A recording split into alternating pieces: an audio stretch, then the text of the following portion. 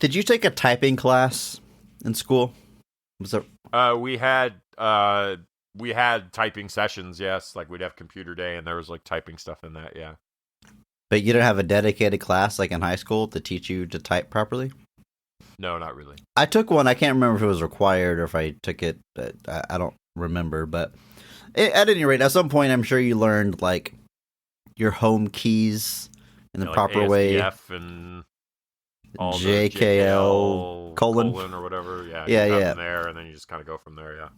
So, do you type properly? Do you use that? Do you rest your fingers on those keys? If you probably like filmed my hands, it's probably something like that. Just because I also like came up in the age of instant messenger chats online. I worked in a lot of like service desk type stuff where you had to type up tickets. So like I was in a lot of situations where like I was typing on the keyboard a lot before I ever got to like text speak on the phone or anything. And so yeah, I kind of like I can type, I actually think, exceedingly fast. I can do a pretty good job of that. What do you think your words per minute is, Andrew? 7,800. 7,800. Right okay. Oh, yeah, that'd be great. Let's do that. Yeah. There's got to be one online, right? Yeah. Words per minute typing test. And 60 cents, yeah. Free typing test. 1 minute text, medium text. All right. Oh, the one I'm doing has sound effects. I have my results. Let me know when you're ready. I have mine. All right. I'll go first. Literally, I just Googled words per minute typing test and hit the first link. I don't know if we ended up on the same website or not, but... Was it typingtest.com? Mine just says typing.com. I was on typingtest.com anyway. All right. So I took a 1 minute little thing. There's a thing about... Anyway, it doesn't matter.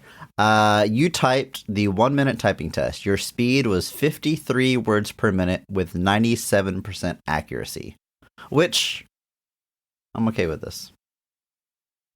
I got 86 words per minute with a 90% accuracy, equaling a net speed of 78 words per minute. Okay.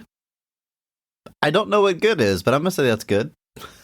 Yeah, it's more than a word a second, like, really, when you think about it. Like, which is nuts to think about. Sure, like, yeah. Yeah, so I can type fast. That's how I write all of my hockey erotic fiction I upload to Amazon. All right, theme song. We're not talking about the best of them. We're just talking about the rest of them. Not the worst parts, but the best parts. And the best parts we have. The best of the rest.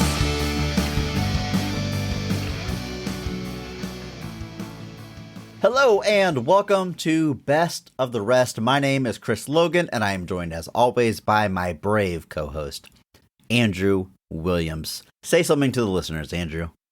Something to the listeners.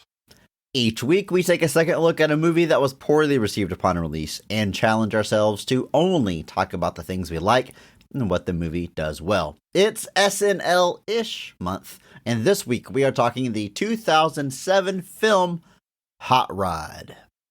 Andrew, what is your history with this movie? None. Same.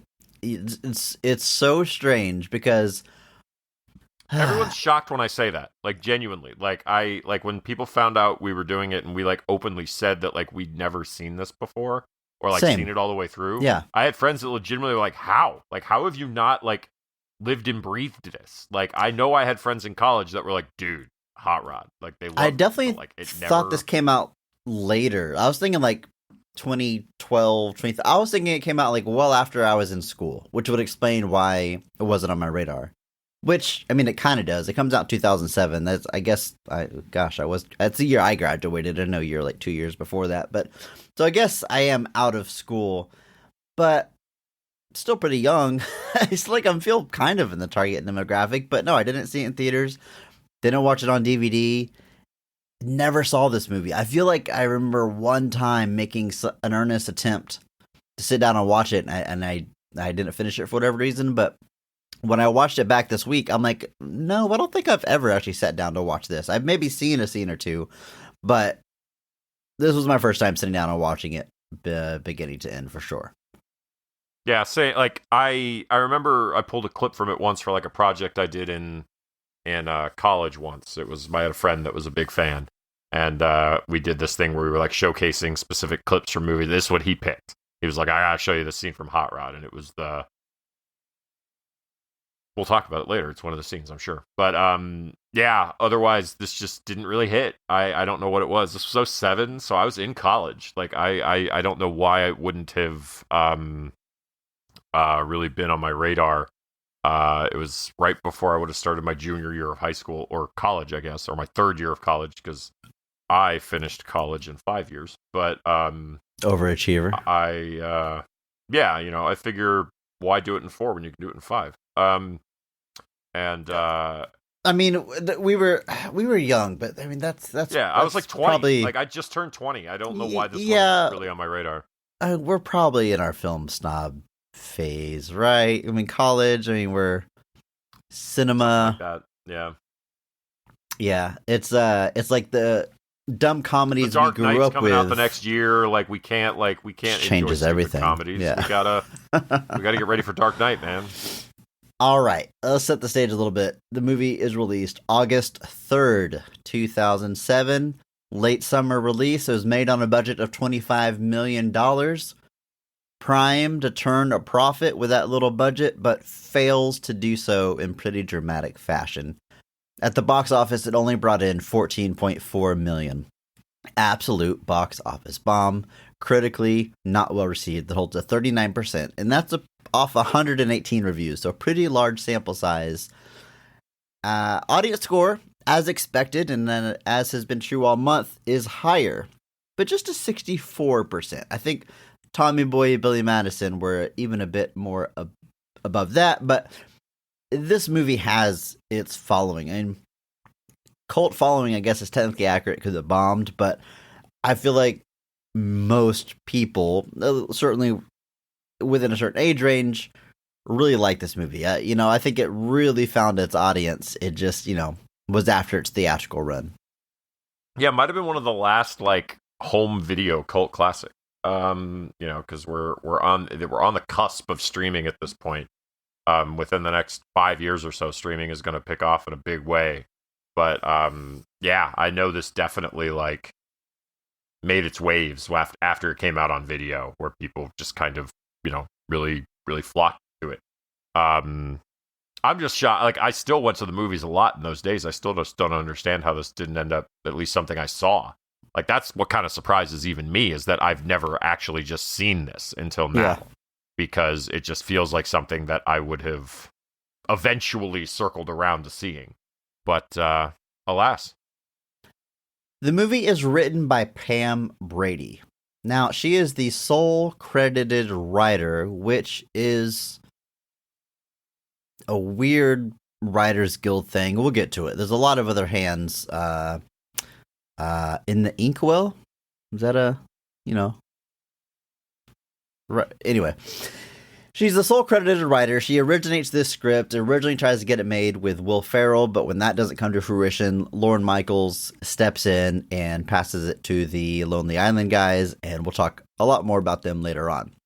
But just talking about Pam, she is a longtime collaborator with Trey Parker and Matt Stone, going way back to their first film, so even before their big success with South Park, on which she is a writer, as well as the TV show Just Shoot Me.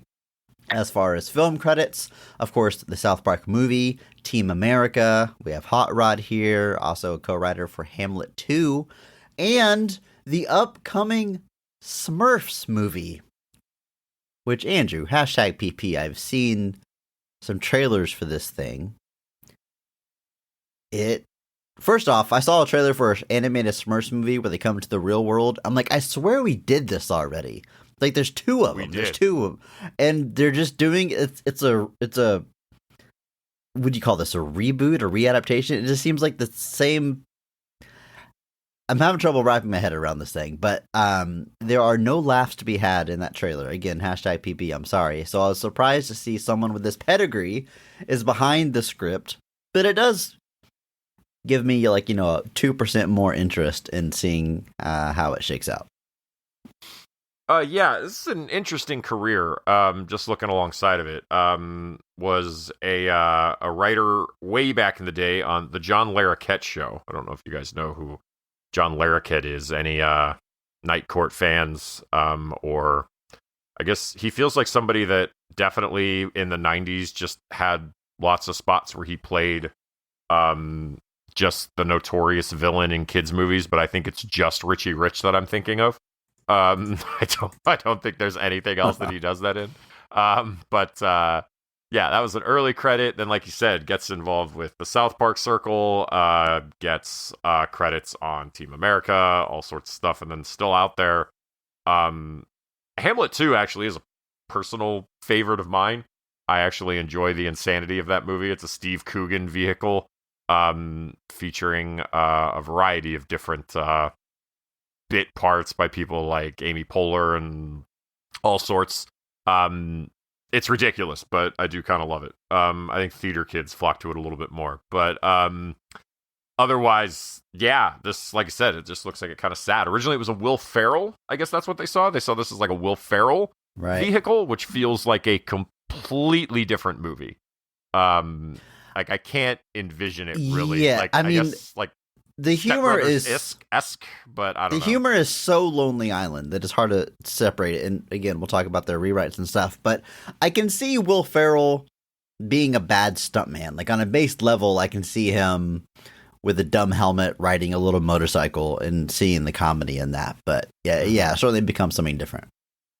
Yeah, like I said, I guess Step Brothers is like the closest thing I get to with like the sibling rivalry type stuff, with like being sort of what I would envision the tone of Will Ferrell's Hot Rod as, but it just still feels very strange. And part of that's just because it's difficult to do that for almost anything. Like you hear that a lot. People are like, oh, this movie would have been so much better if we got their version of it. And I'm like, well, we don't actually know that because we never saw their version of it. Like, this happens with Ant-Man a lot. Like, people are like, could you imagine if we got Edgar Wright's Ant-Man? And I actually have friends that think Peyton Reed's Ant-Man is the better version based off what they heard about Edgar Wright's version. But I'm like, all of this feels pointless because one of the movies exists and one of them doesn't. So it's easy to say, oh, well, the movie that exists is the better version, almost by the nature of the fact that it exists. But you can't know that. So it's fun to think about. I'm not going to say it's not, but Sure. It's always tough for me to be like, that version would have been better, or that definitely would have been worse, or because you don't know. You have no idea. Everybody, even the broken watches are right twice a day, folks. You never know. The movie is directed by Akiva Schaffer, who makes up 1/3 of the Lonely Island trio, along with Andy Samberg and Jorma Taccone, who we will talk about more in a bit. But Akiva, more than any of them, is or does the most work behind the camera. He directs most of the projects, and I would say you've probably seen him on screen the least, but he occasionally pops up as a performer. But he directs most of the digital shorts with SNL. This is his directorial debut. Also directs The Watch. Not long after this, the Ben Stiller movie about the neighborhood watch that got came and went. Released at an unfortunate time that really affected the marketing and ended up sinking that ship. But I did eventually get around to watching it, and I think it's a good time. Also directs Popstar, which I hope to cover on this podcast one day. Directed the new or new-ish Chippendale movie where they're like CG, or one of them gets CG. I never actually saw it, but I heard it's like really good, and I do want to check it out. And is currently working on The Naked Gun, which I believe releases later this year. The Naked Gun reboot with Liam Neeson, which I can't. Did they just think his name kind of sounds like Leslie Nielsen, and that's why he got cast? I can't get that out of my head. But Oh man, I never thought of that. But, something that I'm cautiously optimistic isn't the right word. I'm just intentionally not. I passing... almost want to say I'm morbidly curious about it in a way. Maybe almost how I'd describe it. Like I'm intentionally so reserving strange. judgment Like, until I see a trailer or something. I've got to see what this looks like. I guess curious is how I'd describe it then, because it seems like a very strange thing to do. To do a Naked Gun movie kind of now with everything, whatever, and then to cast Liam Neeson, who I don't really know. Like, I think Liam Neeson's in it because it originated as like a Seth MacFarlane project, and there's been this like circling of Liam Neeson around some of the Seth MacFarlane stuff for a while. I know he had cameos in some of his stuff and has showed up here and there and done little small things, but I think that's how it originates. But then, like, the script doesn't get written by MacFarlane. Doesn't end up being directed by MacFarlane. So it's a little interesting that he's stuck with it the whole way. But yeah, it feels like a very strange thing to do. But at the same time, I can't help but be a little curious that it exists at all. So we'll see. We will see. But for now, Andrew, let's talk about Schaefer's first film, Hot Rod. All the positives, everything we like. Andrew, are you ready? Yes.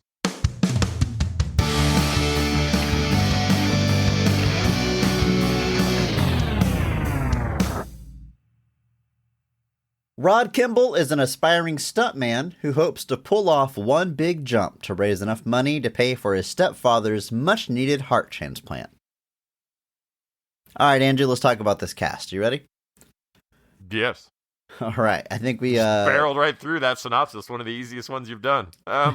Is there any more plot in this movie than what I just said in that one sentence? Not really. No. It's one of those things that's like it's like, it's like you take Mad Max Fury Road, you boil it down to like its simplest premise. You're like, Mad Max and some cohorts are on the run from a bad guy, and it's like, oh, okay, we're moving forward. They drive north and they drive south.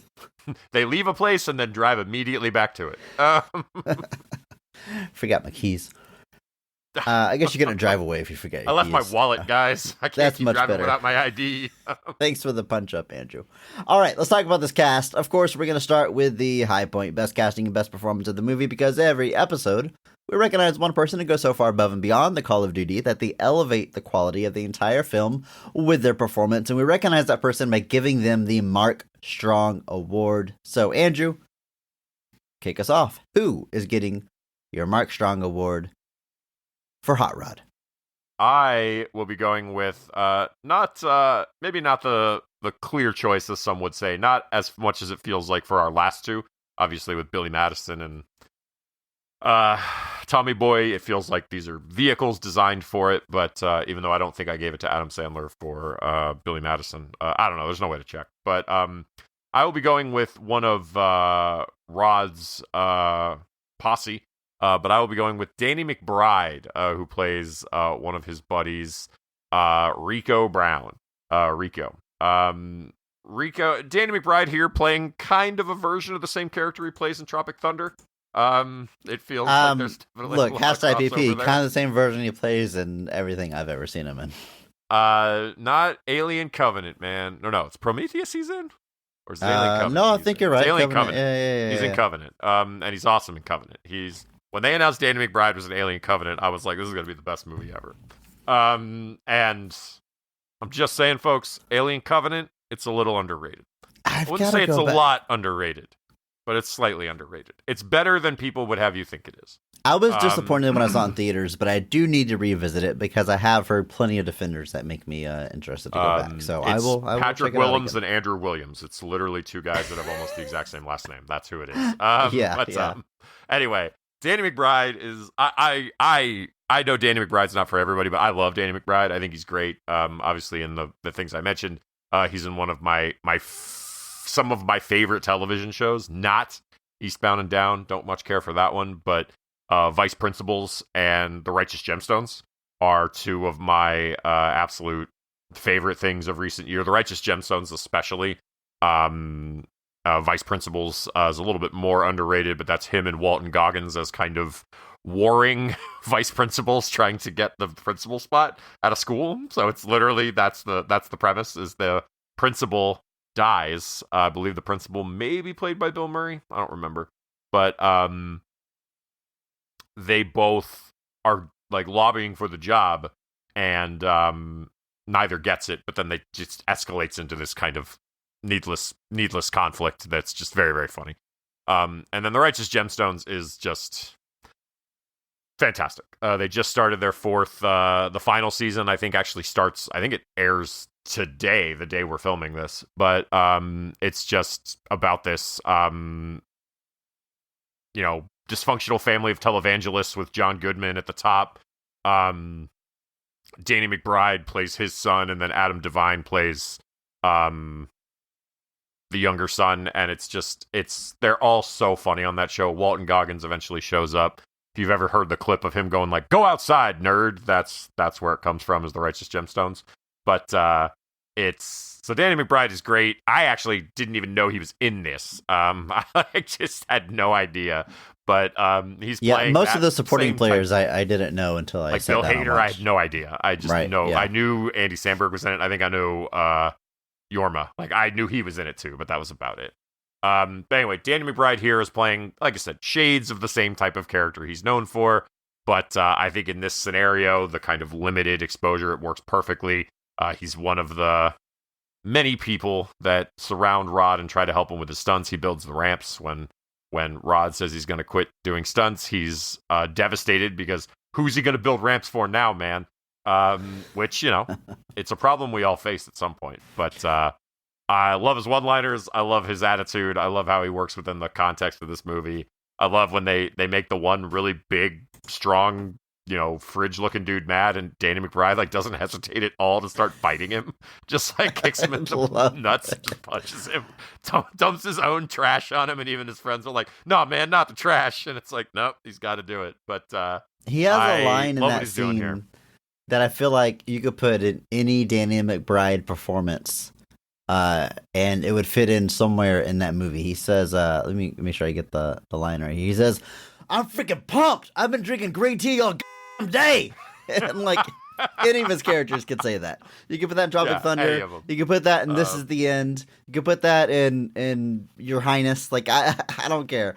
And it would be hilarious every time. Like he's just great. It's just so funny to me. He's one of those guys that he brings the same energy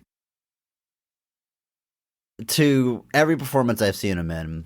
I don't mean the same energy, but it's so, I don't even know how to really articulate this, but I feel like it would be hard for me to wrap my head around Danny McBride in real life being any different than what we're seeing here. I feel like the persona that he plays, I've seen it so many times. I'm like, well, that's just got to be him, right? That's just got to be what he's like 24/7. And intellectually, I know that can't be the case. I know that's not true. That's not how this works. But He's so consistent, so good at it. This Is the End I just mentioned. That might be my favorite Danny McBride performance. I don't always love Danny McBride, but it's strange because, like I just said, he's kind of doing the same thing every time I've seen him in. It's just, I guess, how well he fits into the tapestry. You can use that to greater effect. I mean, you look at a lot of actors. Like there are movies that Seth Rogen works very, very well in, and then there are movies where you're kind of like, this isn't really hit. Like it's proper utilization. Although I will want to point out a different one he did. If you guys want to watch a movie that, unfortunately, I feel like flew under a lot of radars, is The Mitchells versus the Machines.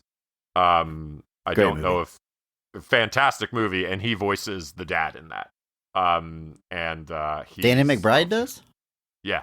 He plays. I realized that. Well, that's different. Exactly. That's my point. Like, yeah. Like, so if you want something very different, also, like I said, that movie just flew way under the radar. I think it was a Netflix thing. It's kind of like Netflix Claws, during COVID, and it's a Lord and Miller produced movie. So, like, if you like anything on their umbrella, you should dig it. But yeah, I agree. But it's great. And it's from the guy who did like Gravity Falls, and Gravity Falls is also really, really good. But like, yeah, it definitely like flew under the radar. Like Claws, like pointed there when these movies that are like, Netflix releases so much content that when they genuinely release something that's like absolutely great, it almost never gets the recognition it needs because it just gets lost in the sea of content, which is a whole different discussion for another day. But anyway, Danny McBride, thumbs up. It's a great pick, Andrew. I really like the supporting cast here. We're talking about all of them, but I think for the Mark Strong Award, I'm just going to do the obvious thing and give it to our boy Andy Samberg at the center of this piece. I like what he's doing. He brings, I really don't want to overstate this, but he brings just enough like heart and makes you feel a little bit of empathy for him. Not much. The movie doesn't reach for too much of that emotional stuff really at all. But I think he just innately brings just a little bit of innocence to the character, which makes it work. You know, obnoxious Danny McBride, if he was the character of Hot Rod, none of this works. But Andy Samberg has just enough to make this character work, and since he's at the center of it, it's a pretty important piece to make work. Some of his line deliveries are just pitch perfect, and I can say that for a lot of the cast members here, but I really like a lot of the stuff that he does. When we get to favorite scenes here in a moment, I'll be talking more about his performance and what made me laugh out loud the most watching this. I love his nervousness when trying to talk to the girl that he likes, and pretty much all of their interactions all work for me. So yeah, again, it's the obvious thing. I think I've done the obvious pick every movie this month, but Andy Samberg, I'm a big fan. I wasn't always a big fan. I'll talk more about that, but Andy Samberg, Andrew, what do you think about him in this movie? I think he's doing. Like you said, he brings like an innocence, a heart to the role. That I definitely don't know that like something like a Will Ferrell version of this character would have. There's this, there's this obvious like hyperbolic nature of the character and his reactions to things and his viewing of himself as a stuntman, despite the fact that none of his stunts have ever succeeded.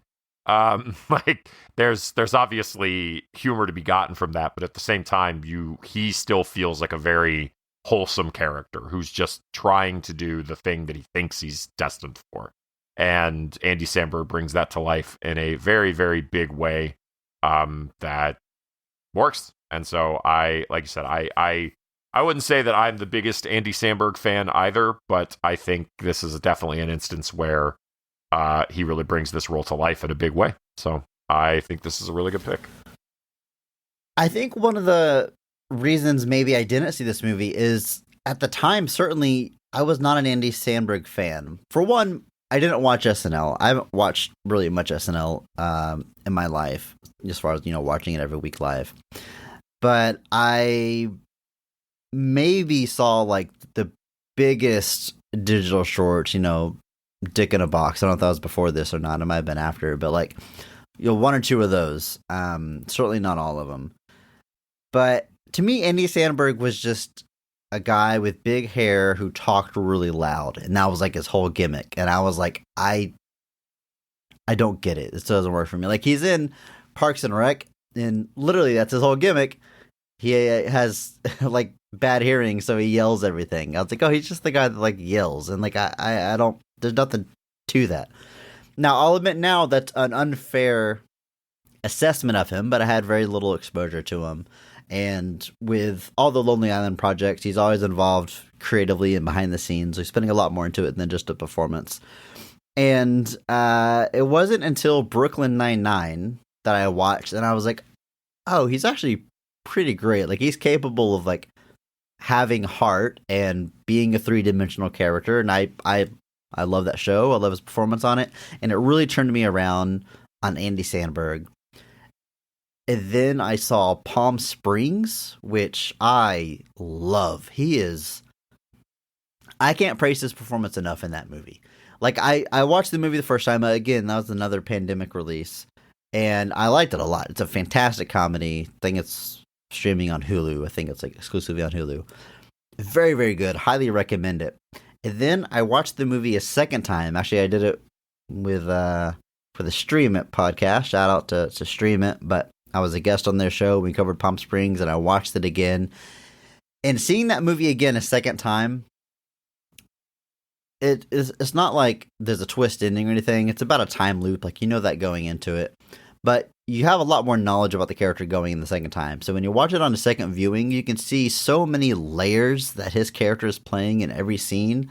And Andy Samberg is just like acting his ass off. Like I cannot praise that performance enough. The movie as a whole is great, but Andy Samberg, that movie is incredible. So I've kind of 180'd on Andy Samberg since 2007, and I try to seek out a lot of stuff that he does. All that is to say, if I saw this movie in 2007, I don't know if I would have been converted to a huge Andy Samberg fan, but I'll admit that I was maybe unfair to him at the time. I'm steadfast in my opinion, so I won't change my mind. No, Brooklyn Nine-Nine, Palm Springs. I've never seen Brooklyn Nine-Nine. Interesting. Okay. I've seen clips, I've seen pieces, I've seen bits. I have never actually sat down and watched the whole thing. Liz is actually watching it right now as like her kind of companion show, as we call it. I mean, Captain Holt is an all-time great character. You gotta watch it for that. I mean, I'm not recommending. It's like a 10 season, so I'm not gonna be like, oh, you have to watch all 10 seasons. But an interesting thing about Brooklyn Nine-Nine is there's kind of the whole propaganda of it all that you can't deny, especially as we become a more, conscious society, blah, blah, blah, blah, blah. But the very last season of that show was scrapped and rewritten in light of protests of 2020 and all the civil unrest. And, we all know what went on.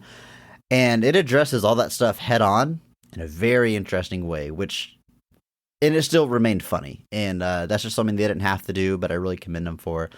But my bigger recommend to you, Andrew, would be to watch Palm Springs. I think you would love it. That is the one I've heard everyone say I should watch. Though that's yeah. It was on the list. I will get there eventually, or I won't. J.K. Simmons, fantastic supporting performance. If you need just a little extra push, like that narrows it down, man. He's great in everything, but he's also great in that. Supporting. Palm Springs actually does have a physical release. How about that? Is it real? It is not. It is from Hong Kong. No. Well, I went to Amazon and I was like, Palm Springs, and it's like Blu-ray, free delivery. I was like, all right, cool. And it's like, nope, playback is region B. Jerks. Bummer. So now I gotta dig around. Oh, it's Germany. It's from Germany. Fantastic. So I'll get there. Do you not have Hulu, Andrew? I probably do. Okay. I don't know, man. I'm really annoyed by this locking of media behind streaming services, and it's reaching a fever pitch, and my brain hurts. Yorma Taccone plays Kevin Powell. This is Rod's half-brother, and Yorma is adorable. He's just a cute little guy. I love him and everything that he's in. But I'm trying to think about what he talk about with his performance. He's just this movie. Andrew, would you say more than?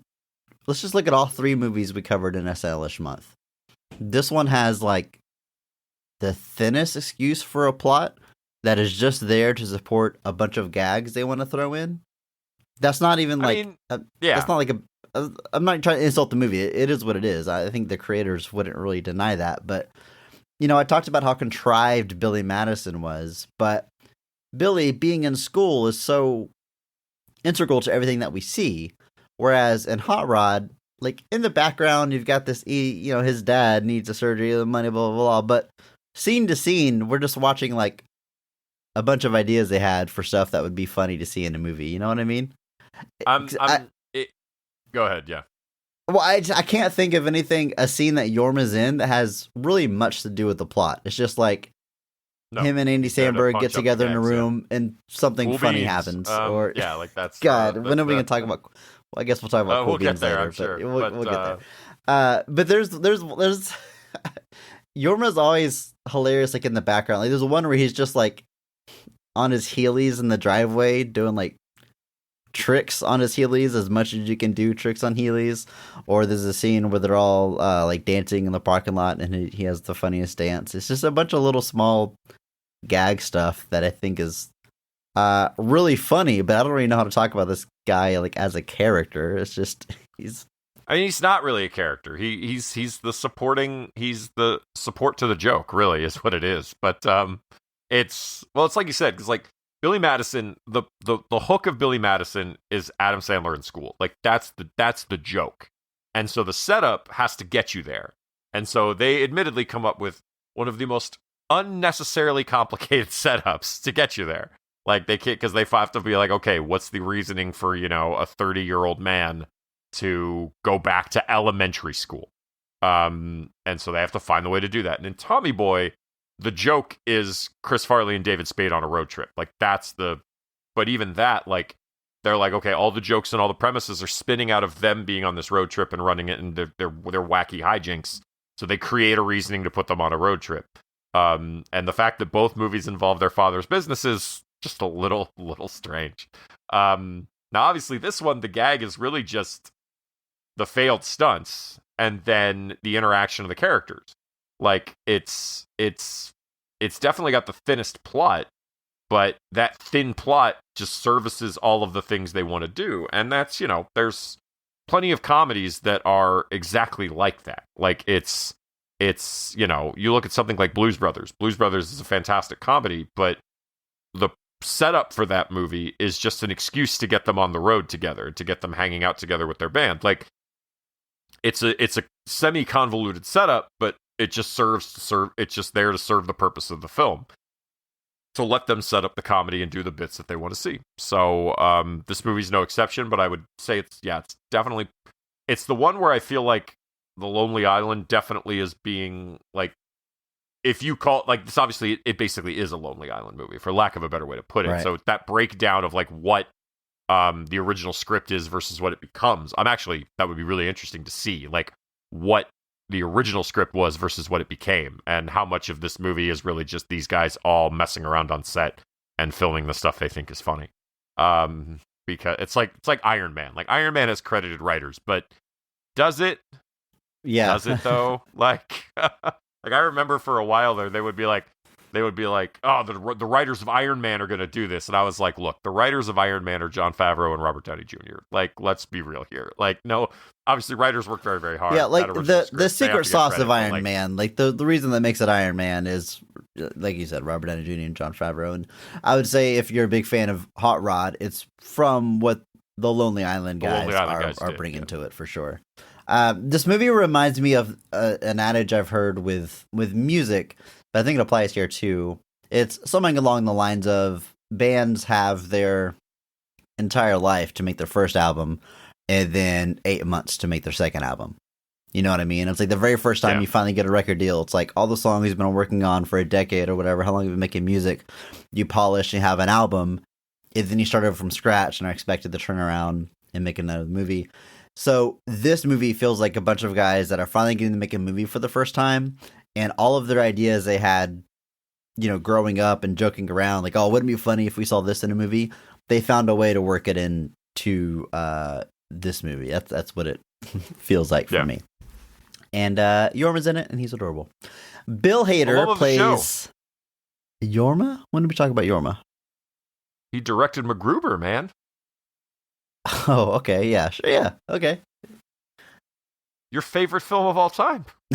I was thinking, like, performance-wise, I think he's in Land of the Lost, which is, I guess, something we could cover. But I would prefer not to.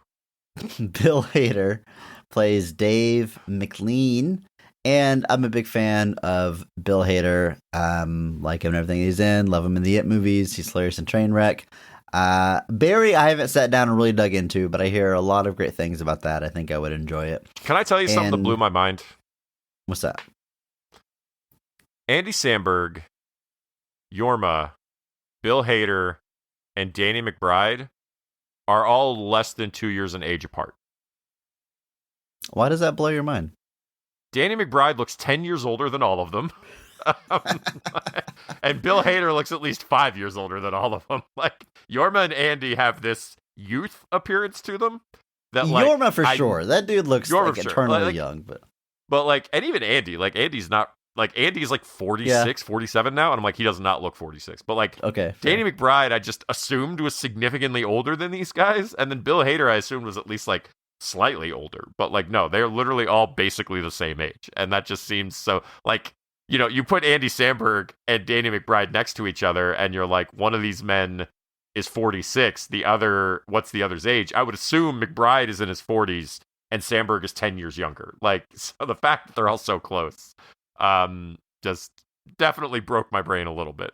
Yeah, I mean, I'll put Yorma and Danny McBride side by side, and I would expect more than 2-year age difference. I can agree with that.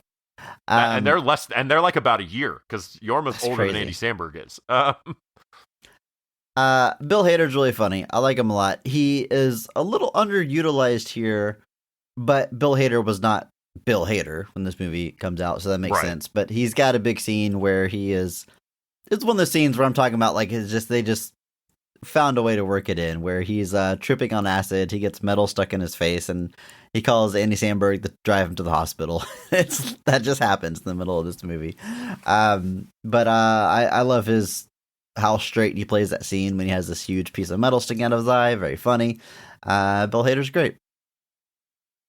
He is. Yeah, this is right kind of when he started. And I think that's kind of why maybe for me it wasn't a huge deal either, because like the digital short stuff is like really just blowing up at this point. It's not something where I'm like really into it yet, but like he does, like Superbad is the same year as this. And that's the other like Bill Hader thing that like I do remember watching is Superbad, him as the cop, I still like sometimes when I walk into a room, I'll just be like, oh no, it's the cops. Cause that's the dumb line he says in that movie. But, it's so he's like, and then like 2008 gets you like Pineapple Express, where he's right at the beginning of that. It gets you Tropic Thunder, where he's in it. He's Tom Cruise's assistant. Then you start getting, and then he starts like going a little bit further and blowing up. But like, yeah, Superbad is definitely the one that like I first remember really seeing Bill Hader in, and Hot Rod is the same time. So this is right before he's like blowing up, and so it's easy to see how this isn't quite like,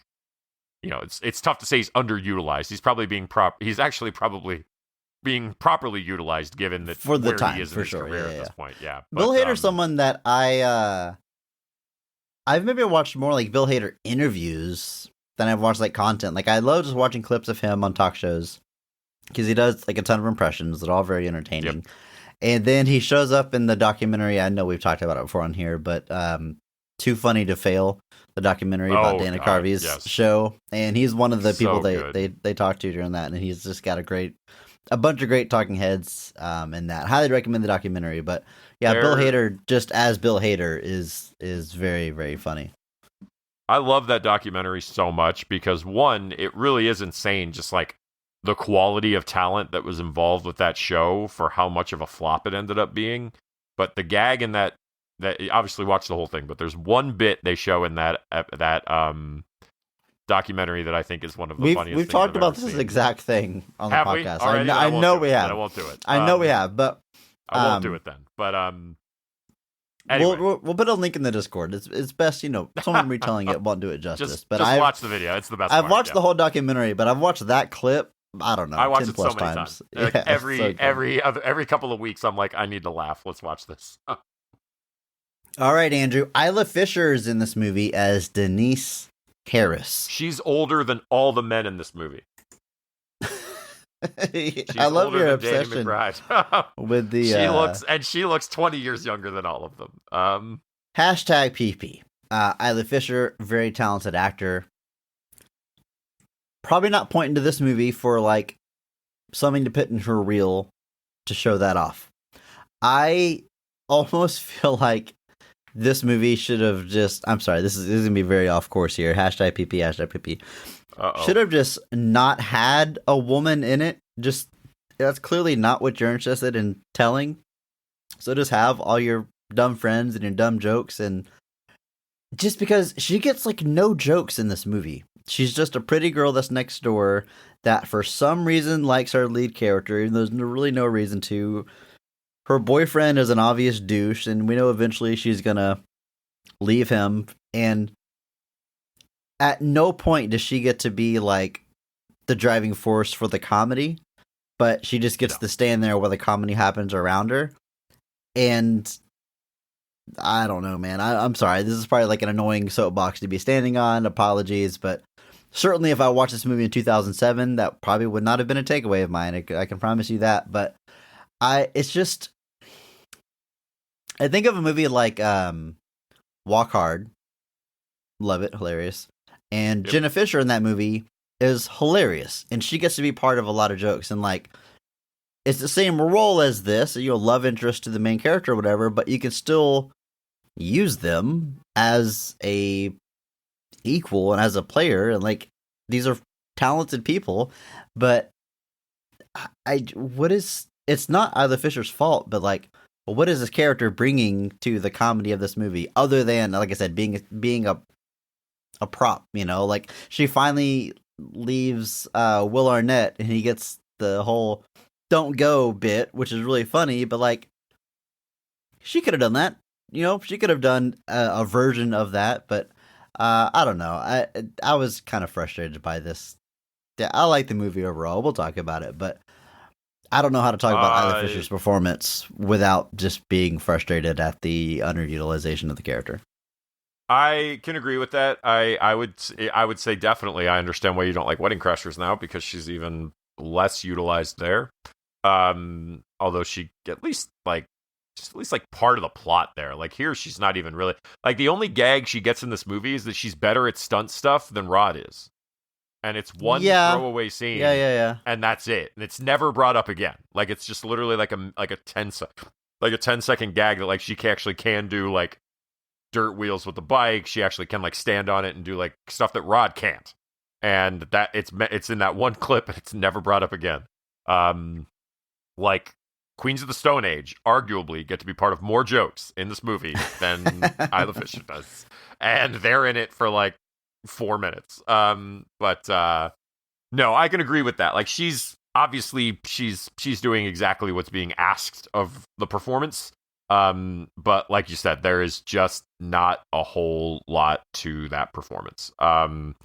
There is just, and that's the thing, is if you go back and watch, like I said, Wedding Crashers with Rachel McAdams or Isla Fisher, both of them really, like, there's really not a whole lot for those characters to dive into if you go back and watch something like Old School with Ellen Pompeo, which is still a really weird thing to just point out that she was in after, being on Grey's Anatomy for, 30 odd years now. Like the fact that she was like the love interest for Luke Wilson in Old School feels like a really strange thing to say out loud. But it is not uncommon for comedies at the time for, nobody in this movie's passing the Bechdel test. We can put it that way. Something that I can't help but think about is I always have of two minds whenever talk about these things on the podcast, because you and I aren't the people that should be leading the charge here by any means. But you look at the movies we're covering this month, this vehicle for Adam Sandler, this vehicle for Chris Farley, now this vehicle for the Lonely Island guys. There should be half of these movies should be a vehicle for a woman, right?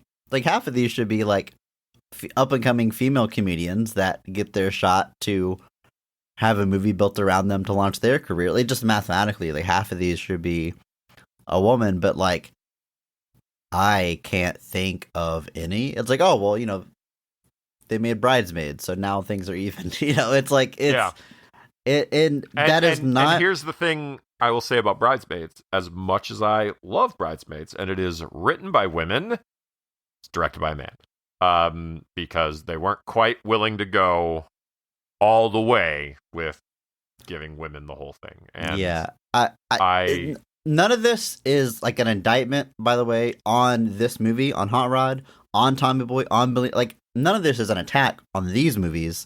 It's more an observation of the landscape, the culture. Okay, all that being said, let's look at another woman that's in this movie. Sissy Spacek plays Marie Powell, which is ridiculous. Incredible. I love this casting. I like this performance a lot. You have this actor who's a legend of the screen, who really has a presence, really brings Andrew, what exactly should she bring into this role?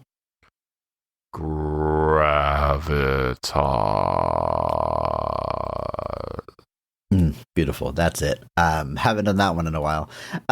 I love the almost stunt casting of having Sissy Spacek, and she's not here doing anything incredibly wacky, really.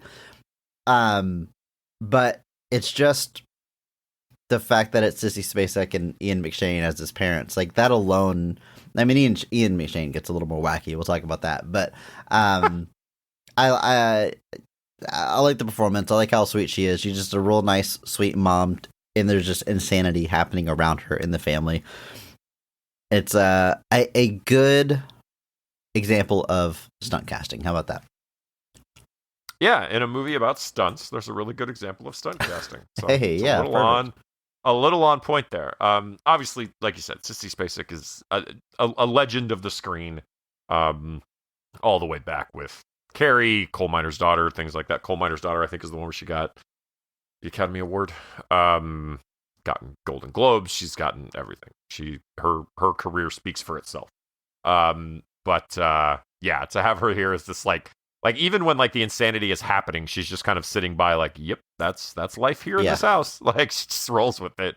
The biggest thing she gets is she has the scene where she tells Andy Samberg that like her father wasn't a stuntman. His father wasn't a stuntman working for Evel Knievel, or wasn't Evel Knievel. I'm not sure if it's implied that he thought his father was Evel Knievel. He thought his father somebody worked with him. He worked out the stunts and then let Evel Knievel take all the glory. Yeah. So it's a funny scene because it's this earth-shattering thing where she basically has to tell her son that his father is not someone who worked for Evel Knievel and is instead somebody who worked at a tire shop. But it's a fun performance. Like I said, not a good example of stunt casting. I think that's a good way to put it. And then, of course, a alum of the show, Ian McShane, plays Frank, the stepfather that needs a heart transplant, that is kind of the driving force of the plot, if you can call it that. What a wild performance. Alum of the show, because we talked about him back on Hellboy, the David Harbour one. I feel like we maybe talked about him another time, but that's the only one that springs top of my head. But, most people these days maybe know him from the John Wick films, but the dude's got a pretty legendary career and a lot of variety in those performances. Like I said, it almost feels like on paper they were trying to get some, bring that gravitas to both of his parents just for the fun stunt casting. But Ian McShane, this character is bonkers. Like the whole thing is like, I love it so he much. Won't respect Andy Samberg until he's able to physically beat him in a fight. So every now and then Rod just fights his stepfather to try to win, always unable to. And literally, like, Rod wants to get him a heart transplant so he can be healthy, so they can continue fighting and he can beat him up. And that's the way they show love, but we never really get to that emotional part, ever. It's weird. We'll talk about it in scenes, but Ian McShane really goes for it. I mean, he's got no McShame in his performance. Shut up. And I love it. I also love all the obvious stunt doubles during the fight scenes, but it's a fun time. I love this performance. If there were a little bit more screen time here, it genuinely might have been my favorite part of the movie, just because the way he fights, never sneak up on someone who's been in a chemical fire, like just weird lines like that, where he's just like saying the most outlandish, ridiculous stuff, but saying it like it's common knowledge. Yeah, he's fantastic. I'm sure on Hellboy we spoke to his career accolades. I'm certain I spoke about The Last of Sheila, one of my favorite murder mysteries that he's in back in the 70s, which is just it's a weird thing to see Ian McShane in the 70s because he looks the same but not. Turns out he just looks like the same person but younger. I just wasn't quite sure how to handle young Ian McShane because everything I've seen him in is like after he got old. It's kind of like Sean Connery. There's two phases of Sean Connery. There's like young Sean Connery, and then there's like old Sean Connery. And that switch happens in about 85. But it's always wild when you see that, and I'm like, nope, no, that's... But even young Sean Connery is a full grown man. Oh yeah, that I will never. He goes from man to old man. There's no boyish Sean Connery. It's like young Ian McShane's the same way. Like I'm watching him in The Last of Sheila, which I think is 73, and he was 31 in that movie, and I was like, oh, okay, this is how it's gonna be for the rest of my life. I see.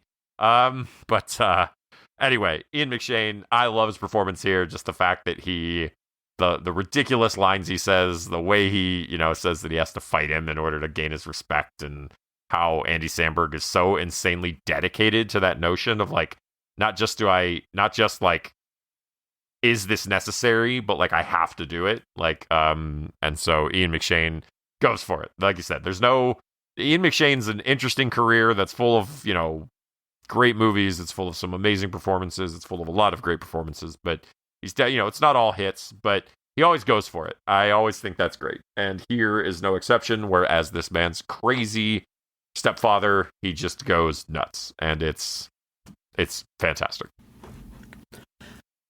There's some other supporting cast we can talk about when we get to scenes.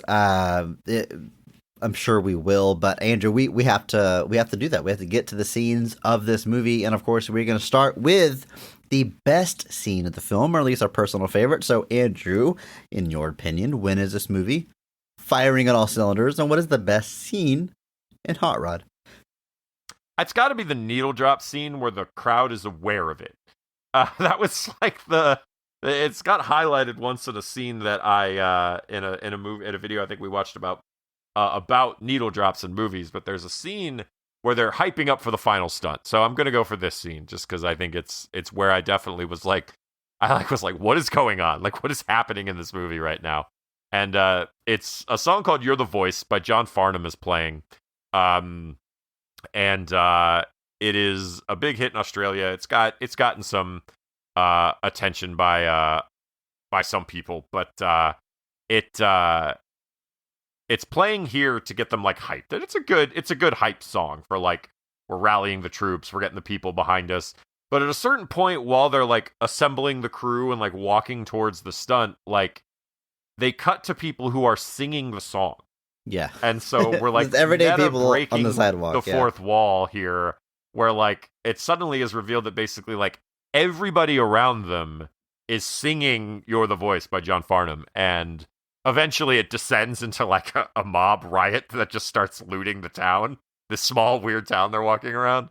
And but just like, and even they seem confused by the fact that people are walking around singing the song, but it's just such a fun like weird meta twist on that notion of needle drops that it's just definitely stuck in my brain almost immediately, of like, scenes like that have existed all the time. The idea that like we're all assembling, we're walking down, and some driving beat is playing behind us, but to have us flip it and be like, oh, the crowd is aware of this and is also singing the song, is just too funny to me. I like when it cut to people actually singing the song, I was like, that's too good. It's almost too clever, as the saying goes. It's a very good gag, and a great example of something I love about this movie, where it will take a joke that you've maybe seen before, or you can kind of see coming, which is like, in this case, them walking down the street, song playing. It's almost like a Rocky type thing where people start falling in line behind them, marching down Main Street. And then the crowd starts singing, and it's like, it's very funny, but not incredibly like unexpected or anything. Like, something very similar happens to Billy Madison, where random people start singing and they all walk to the big finale of that movie. But it escalates it one step farther in a way I didn't see coming, and I thought was hilarious, which in this case is when a guy throws a TV through a window and starts that riot and looting, and they're all scared for their lives, and they run off, and like, yeah, what was that all about? I love it, the movie pushing it just 1 degree farther than what I expecting it to do, and there's another big example of that, which we will talk about here in a moment, but what I want to highlight as my favorite scene, I've got to go with the scene that made me laugh out loud the most. And I watched this movie by myself, which, it's even harder to laugh out loud when you're all alone. It's a weird thing humans do. But there's a scene pretty early on where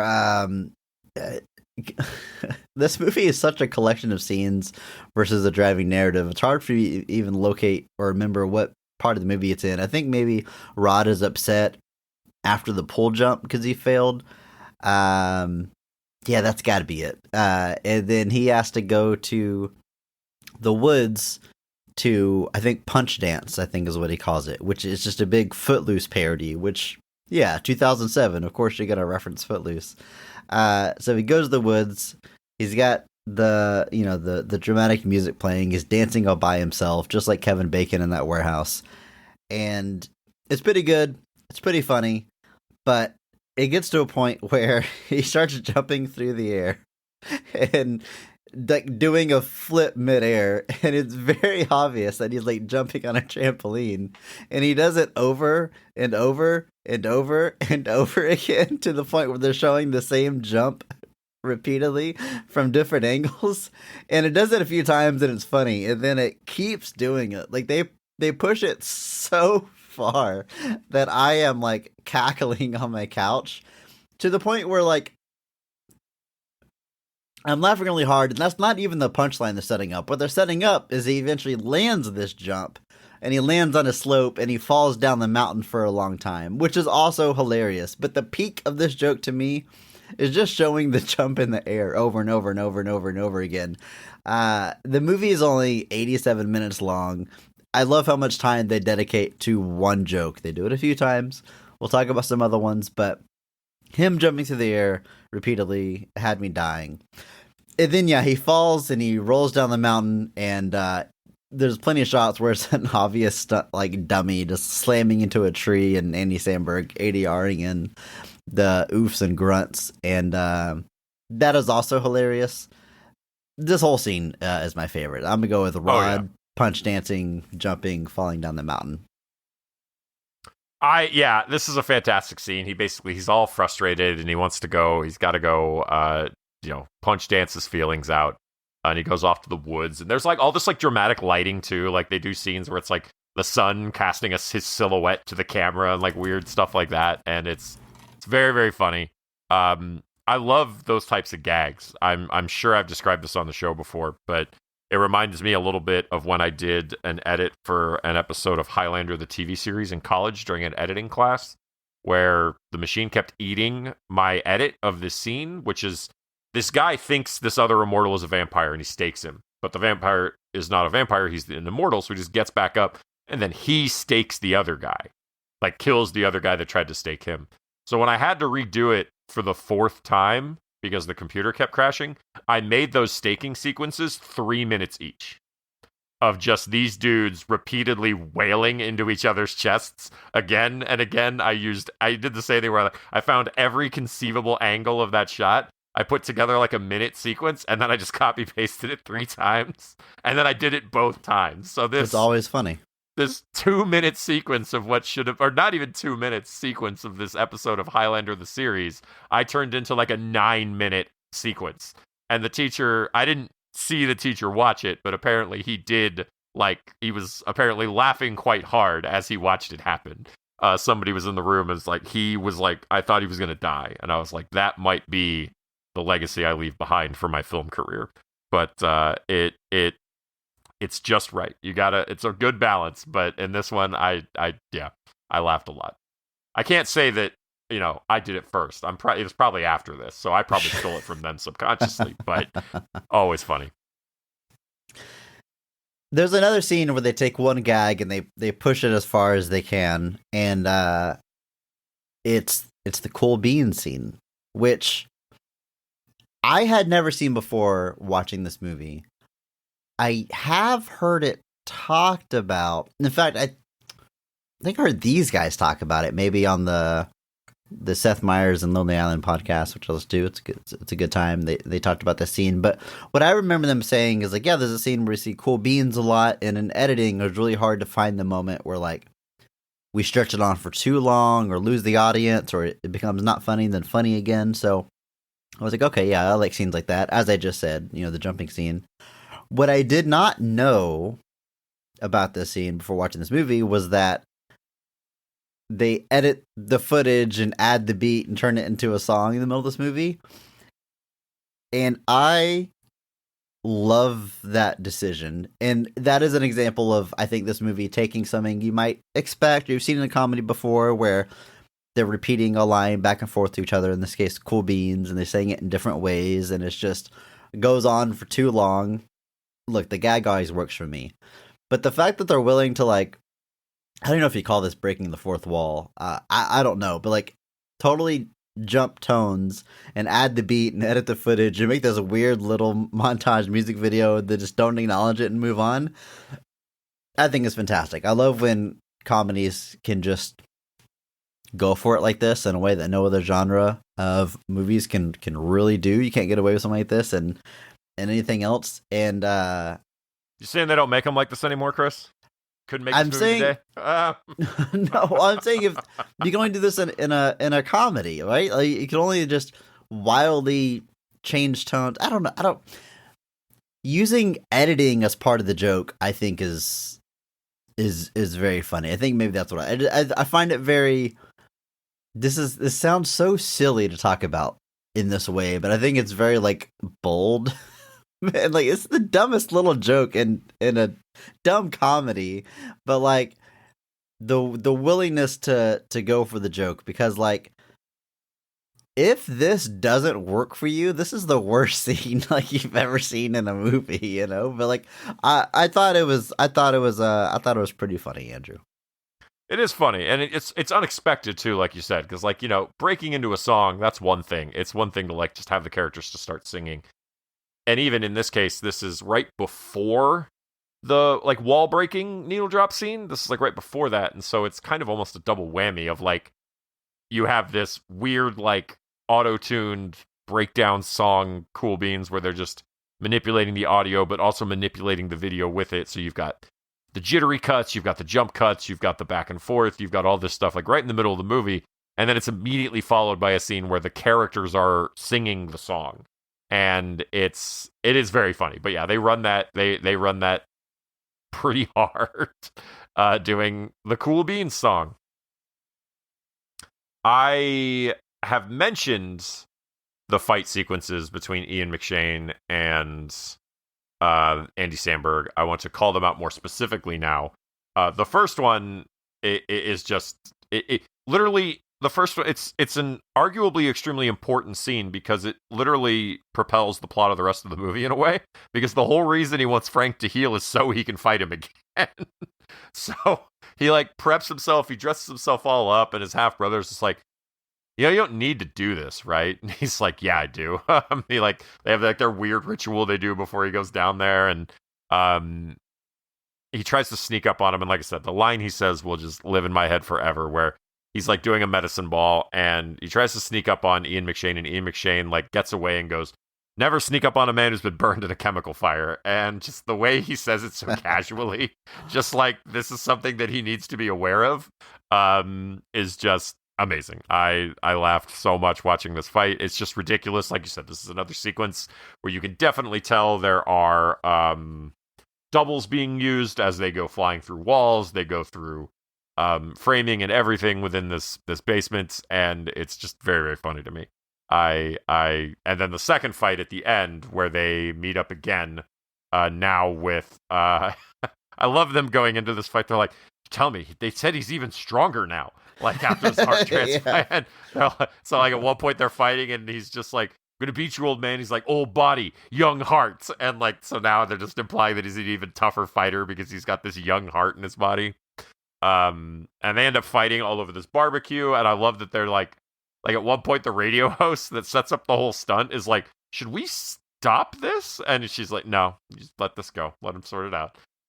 So like, no, everybody's just like, let it go. Yeah, Sissy Spacek just accepting the madness around her. Yeah.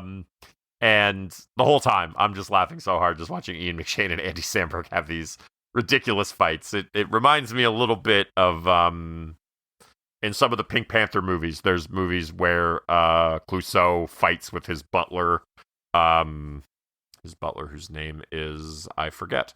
But they have these same kind of, it's just this knockdown, drag out fight that like ruins Clouseau's like apartment or house or wherever he's living. Like it destroys it. But they do it every time, and it's just a repeated gag where they're just like destroying things as destructively as they can with as much damage as possible, and it's just always going to be funny to me. And then, of course, the end of this is he finally gets Ian McShane to submit, say he's proud of him, calls him son, and then he does the Kill Bill-esque Tai Chi move to his chest that kills him, and then we get a freeze frame and the movie ends. Final joke in the movie. Yep. It's pretty good. There's a lot of my notes are just lines that are just like that, almost like kind of like he's like too clever. Like I don't like to hear him and bust out laughing, but I'm like, wow, someone wrote that. Like Will Arnett, who's the jerk boyfriend of Isla Fisher, at one point he stops and he's gonna walk into a convenience store. And he says, "Maybe I'll get a box of dong bags so we can knock boots later." It's just this throwaway line where he refers to condoms as dong bags. And then I love a news reporter. They cut to a news reporter before she talks about the big stunt, and she's finishing up a story and says, "The dog walked itself home, ate a pizza, and took a nap." It's just the end news story to some bizarre thing.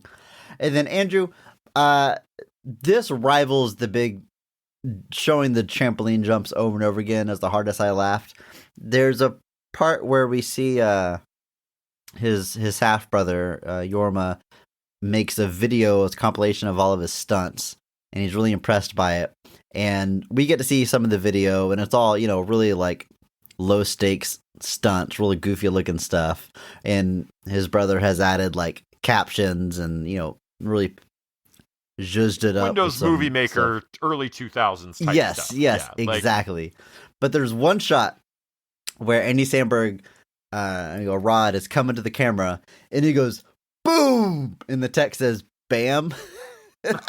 And that absolutely killed me. It's like a half second on screen, and I'm like, God, that is so funny. Like, that is just, it killed me, Andrew. One of the biggest laughs in the movie for me. Bam. Yeah. It's really, really good. The video obviously causes, you know, this is a classic comedy, so there's a riff in our group that forms, and it's from this video. They show it to a group trying to raise money, because the original premise of the repeated stunts is that they're trying to raise money for Frank's heart transplant. So they're, you know, stuffing the money in like an old water jug and a coffee can and stuff. And they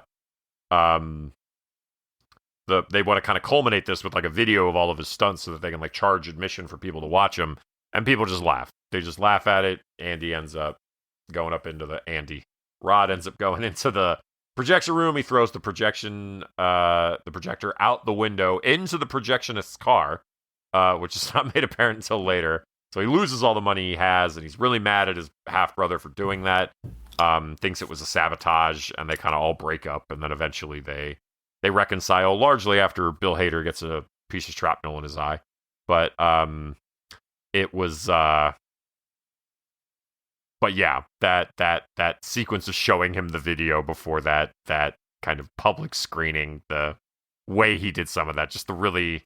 It's definitely not something I ever did myself, of like going in and messing with videos and adding captions. I definitely, you know, never did anything like that because I had friends, ?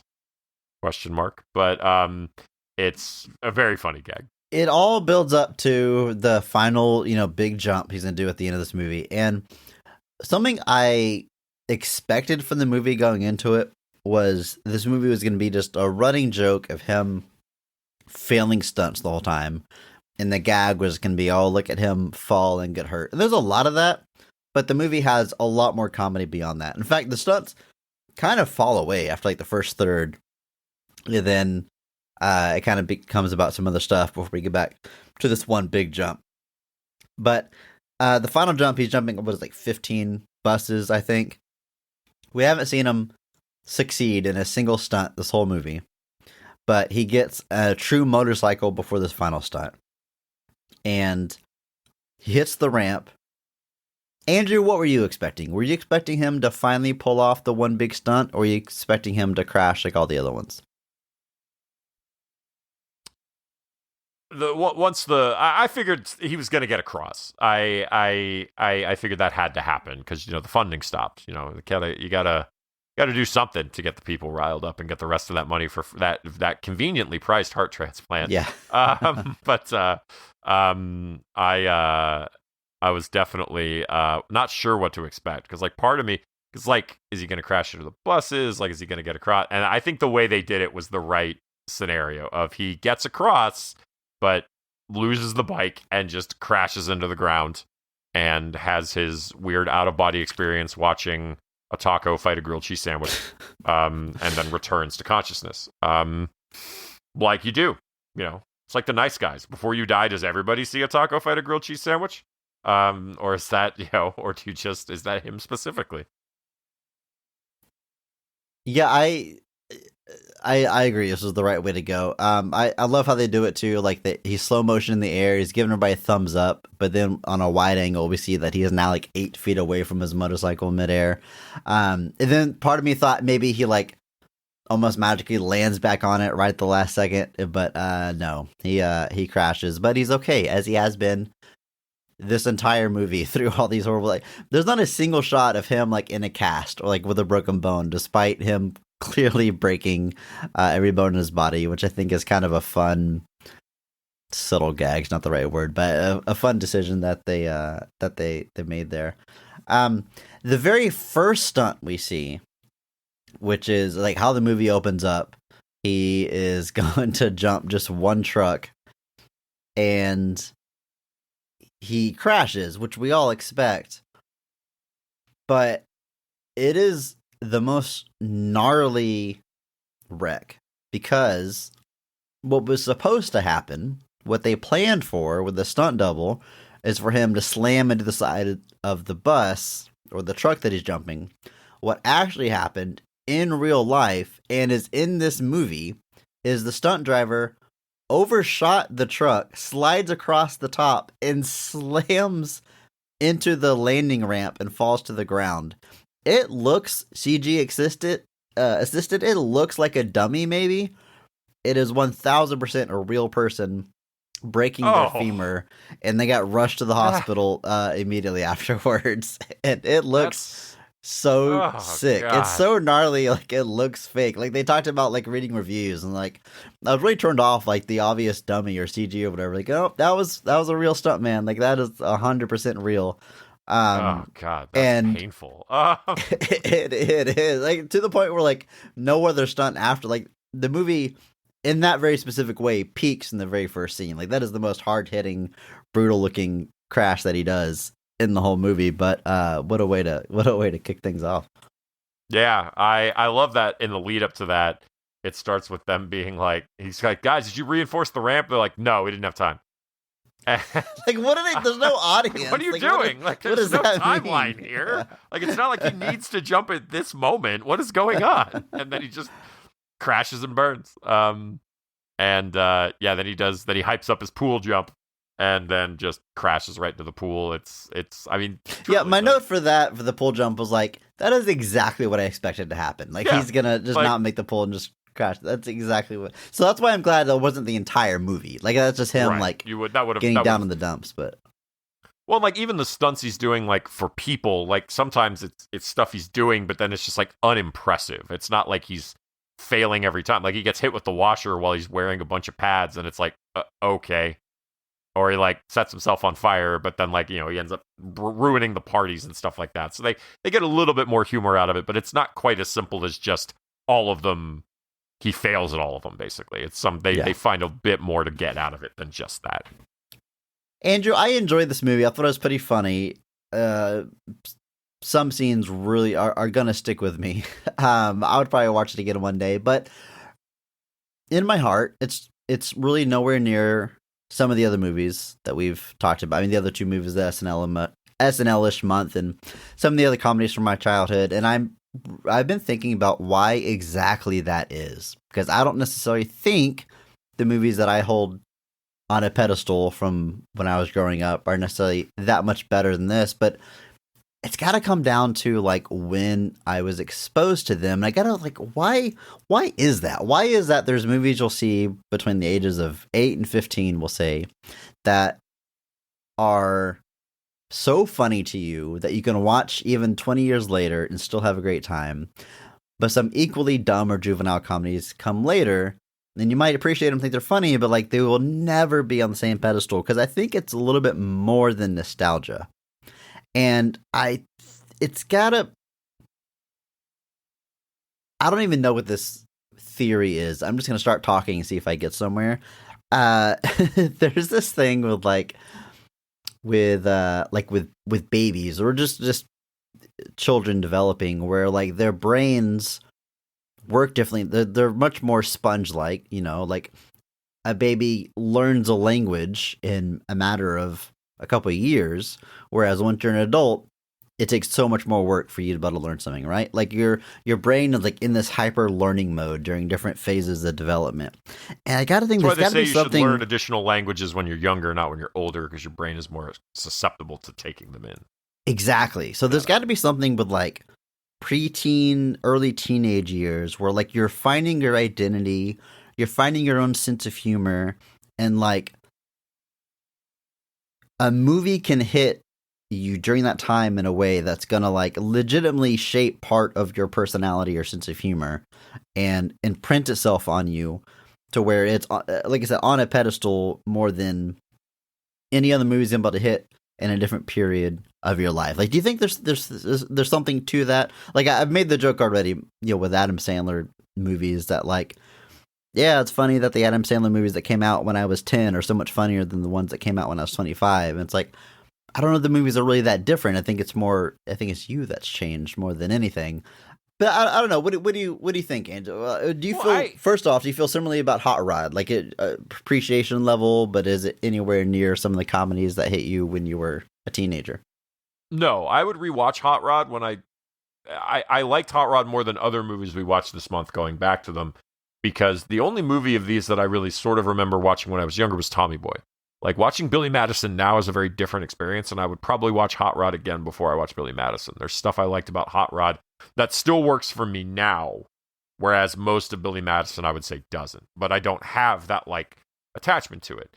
Now, we've talked before about how your relationship with media can change over time, how the things you watch, because the inverse is also true, where there are things that you watch when you're younger that as you grow and as your sensibilities change and as your mindset changes and as you're like Wedding Crashers is the movie I probably watched a ton when I was at that age, when I was 19 in 2006, and I was like, man, this is funny.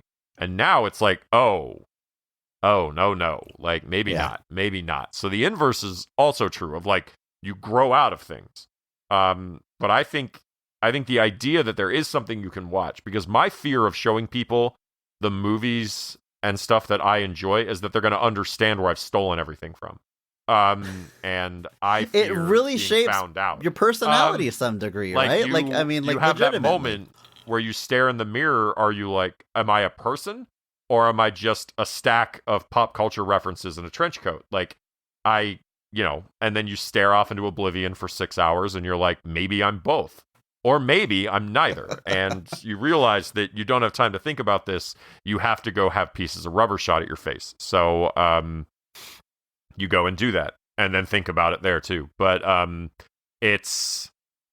think there is something to it. The idea that when you watch something that forms your sense of humor at the time, even if it doesn't stay your sense of humor, that nostalgia is probably the large umbrella that you could probably say most of this is. But I think there is a little bit more than just plain, I liked this when I was a kid, therefore I still enjoy it, because we know the inverse, like I said, is also true of like, yeah, we know there were things we enjoyed as a kid that we don't enjoy now. So it can't just be, I was younger when I saw this, and it was, but I think it's the right combination of, I was younger, it informed my sense of humor at the time, and is maybe not a driving force of it now, but there's still slivers of it there now that put something in a slightly different spot than it otherwise might be in. Like something like Billy Madison now, like, I like if somebody watched Billy Madison as a 40-year-old, I would I would actually feel they'd be more likely to be like, yeah, this is insufferable. Whereas when you watch it at the right place at the right time, it's one of the funniest things you've ever seen. Whereas I think like something like Dumb and Dumber exists in all places. I think if you're younger, a movie like that and its humor latches on, and it can become this thing where you're like, man, that's the type of humor I'd like to have. Whereas you watch it now, and those jokes can still be extremely funny. It's a movie that I think the humor is a little bit more broad, sounds backhanded, but the humor applies to multiple situations where there's a lot more you can get out of it, I think, whereas something like Billy Madison, you could kind of say, yeah, there's really just one joke here that they just kind of keep doing again and again and again. But I think there's something there. There's a sliver there of what you're talking about, and I smell what you're stepping in.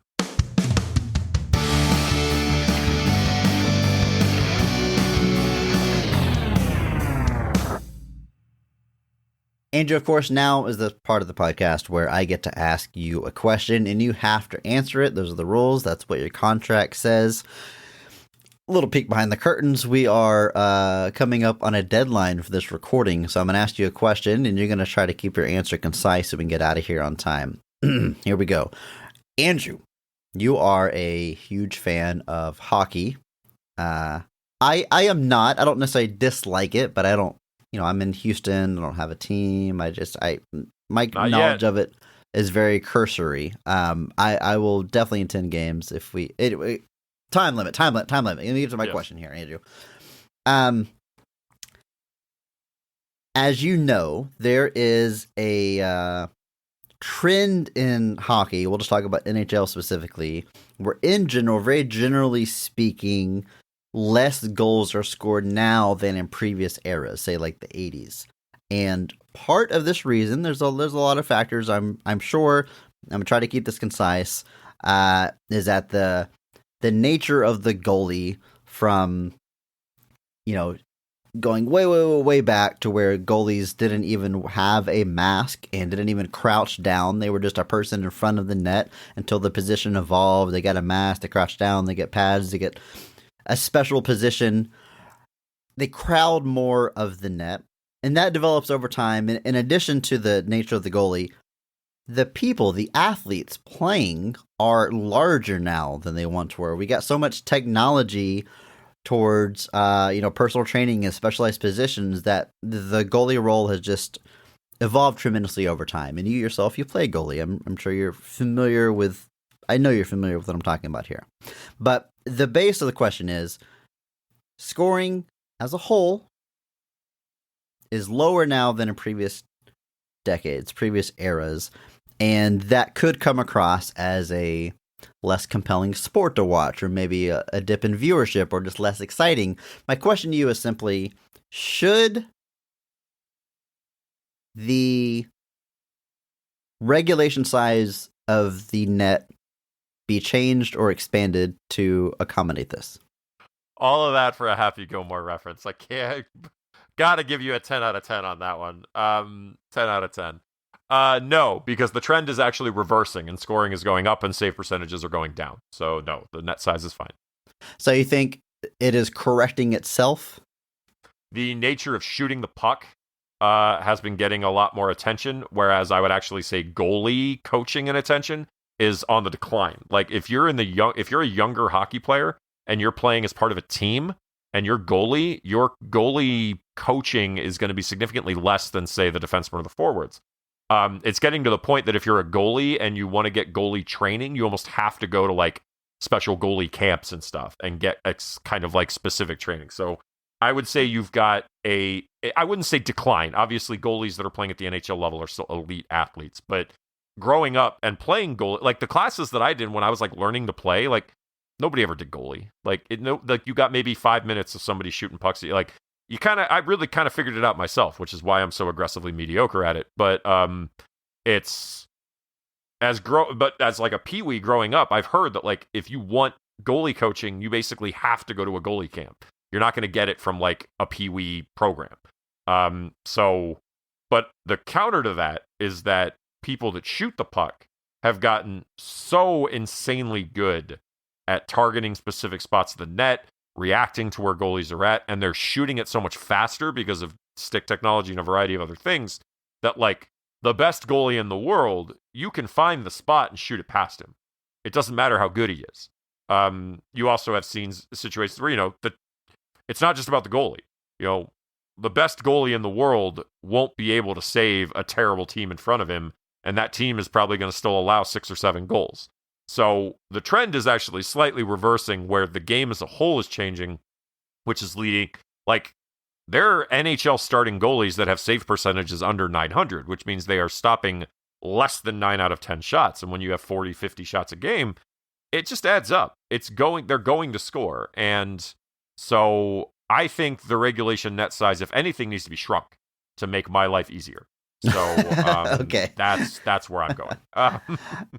Andrew, thank you for the insight. It's time for us to get out of here, but please, next week, it's kind of a big deal. SNL-ish theme is coming to an end, but we have one more episode this month, and that is episode 200. It is gonna be a great time. Come back next week to find out what movie we are covering, and come enjoy the extravaganza with us. Lots of surprises in store for you. And until then, just remember that maybe not every movie is great, but all movies have greatness.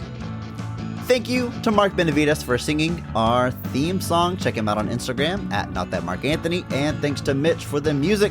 You can find him on Twitter at I'm the Biggie Boy. And check our show notes for the SoundCloud link. Check out our store on TeePublic for some Best of the Rest merch. And if you enjoyed this episode, please share it with a friend. That's the only way that we grow. Follow us on social media at BOTRcast. Thank you.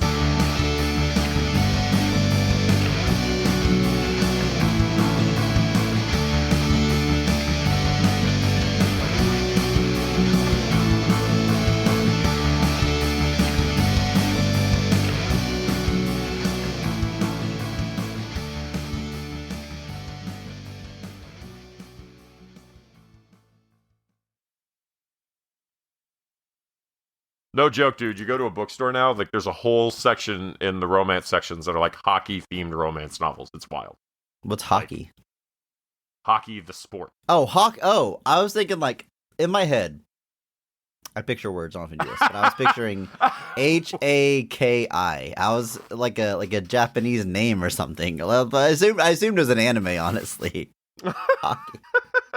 No, just the word that I know, hockey. Okay, that makes way more sense. The words was sports. I was thinking like sake, but hockey.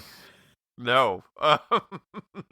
Those words just so didn't go together that I couldn't comprehend. Like, I literally was in Barnes & Noble one day, and like there was a whole table that was just like hockey-themed romance novels, and I was like, what? And how many? And I like looked, and I was like, this is like not one author either. This is like several authors all writing hockey-themed romance stories. I apparently missed the boat.